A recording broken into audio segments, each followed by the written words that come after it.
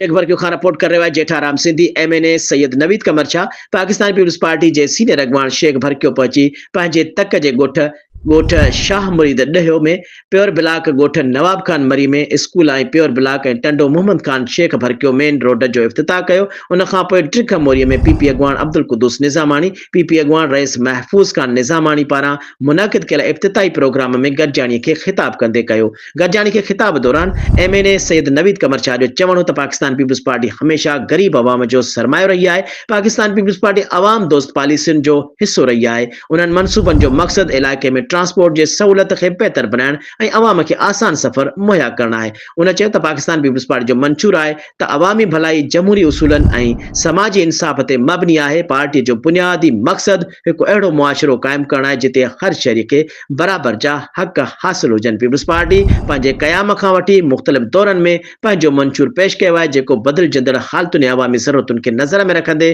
तरतीब ॾिनो आहे। उन मौक़े ते मियां Asad Sheikh DC Tando Mohammad Khan Javed Sheikh rice महफूज़ Khan निज़ामानी Mukhtiar Khan निज़ामानी Abdul Quddus निज़ामानी PP अगवान rice फजल खान निज़ामानी ज़हीर खान निज़ामानी सैयद गुलाम हैदर शाह सैयद ताज मोहम्मद शाह पीर साकिब जान सरहदी डॉक्टर रऊफ निज़ामानी मजीद निज़ामानी सदर पीपल्स यूथ टंडो मोहम्मद खान जो सरदार मशूक वसाण जावेद वसाण वकार कुरैशी मुनवर मुगल सैयद एजाज शाह मुरीद ॾहियो तहम्मुल शाह अली नवाज़ मरी समेत ॿिया पार्टी अगवान मौजूद हुआ।